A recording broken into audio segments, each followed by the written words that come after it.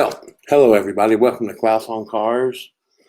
I think I'm broadcasting live. I'm trying to make sure of that. Yes, we are. Welcome to Clouse on Cars. It is what is today? Today is the March 13th, and it's 7 o'clock. We moved the show because a couple of little things. It's hard for everybody to watch it during the day, and we're archiving it anyway. So if you've been tuning in, you know kind of what to do here, just in case. Facebook.com/Clouse on Cars. If you're using an Android and iPhone, you want to come into this show. Go to the App Store, download your apps. It's Stage 10 Entertainment at the Apple Store or the Droid Store, wherever you get your apps.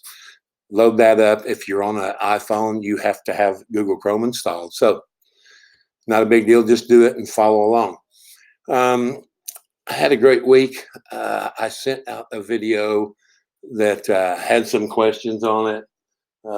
If you go to YouTube, you can post, or on Facebook, you can post. For some reason, my Facebook stream is intermittent. Let me look here and see what's happening with it for you.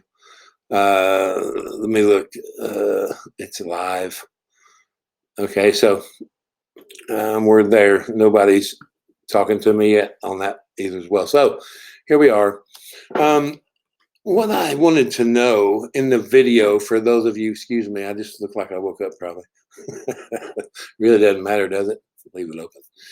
What I wanted to know was, inside of a car deal, do we allow our salespeople's the perceived value? I mean, when we interview these people and we train these people and we do whatever, do we let their personalities take part? I mean, do we hire them for their personality? Do we hire them because they're a great salesperson in another store? It doesn't matter. But in the car deal, do we quench their personalities when they get to the desk, or when they're working the deal, or when they come through the door with the customer? Do you give them a look? I don't know. And that's been the topic of discussion for me over the last few days. I feel like I've known managers that, including myself early on, that didn't really pay attention to the salesperson's personality and how it fit in the certain car deal that you have. Sometimes it's better to change salespeople. Their personalities don't work with the customer that's going on right now, or for you to take over as a sales manager. I think that's probably why it's important to introduce yourself if you're available, or get somebody introduced to them besides the other salesperson, GM, senior sales, to help in case they have a personality conflict. So, you know, I was just trying to go over those little things and decide what was going on. We've got a couple of people now. If you're watching, thank you. If you're not, thank you. I'm going to keep going until you do. It is live. It's whenever we want to do it, basically, when the personalities and all the other people that are going to be coming on over the next few weeks, months, their schedules are so entwined. We got to practice. You got to practice. Right now, you could log on and send an email to Kim Clouse, or contact@idoconsultants.com, or just text me, really, 205-300-8246. Text me your email, and I'll add you into the show right now live. That's just how easy it is. So back to the personality thing. What are we doing? I want to know. I'm going to get a drink of water. I'll be right back. Don't move. Yeah, I'm here. Part of the cool thing about being at home.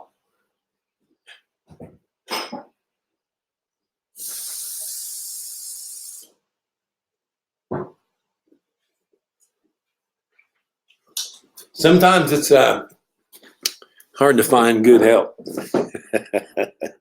Okay, so personalities. Do we hire people for them? Do we hire them because of them? Do we hire them in which we hadn't have?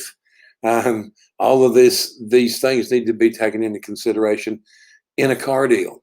Um, I mean, I'm looking for conversation here. I don't know. This is something that uh, is really, really difficult to kind of pin down. There are so many ways that you can hire and train and try to keep training these individuals. Sometimes it's really difficult, man. So, you know, this is just to me. Uh, I always tried to allow the salesperson to communicate with the customer, and I tried to introduce myself to the customer when they came through the door. Usually that doesn't happen. I know that. I've been in your chair. You're busy with two other salespeople. You've got, the service writer standing there wanting you to approve how much you can spend on this car. You've got all these other things influencing your decisions at that moment. And that's when you probably, need to start delegating some of that stuff out and make it a point to try to say hello to everybody when they get there, or walk over there and say hello when you get freed up, even if the salesperson is in the middle of taking information, just so you're not the man behind the curtain, the Oz guy.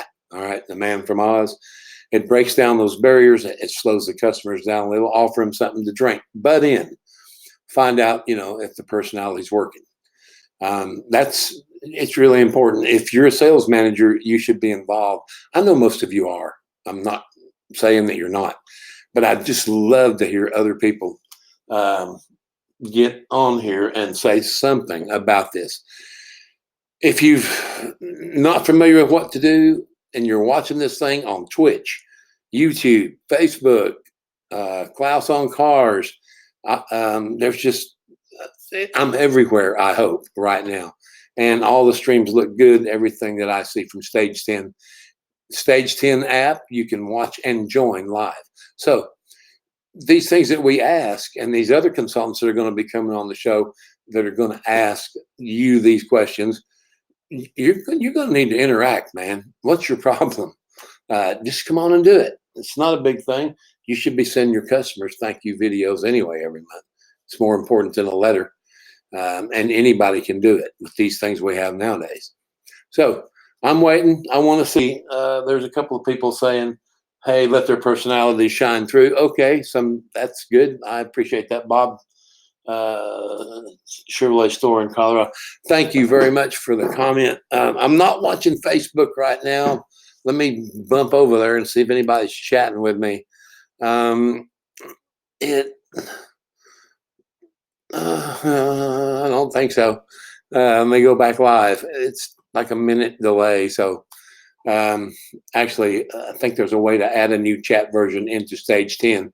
If you're live on Stage 10, it's right there with me.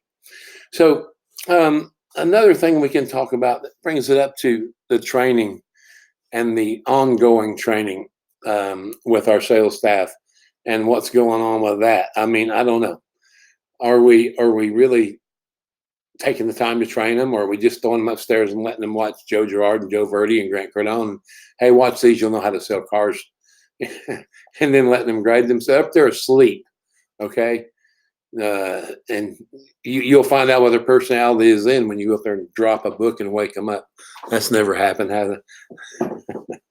All right, so it's about 10 minutes in the show. Let's look at 7:09, 9 minutes in the show.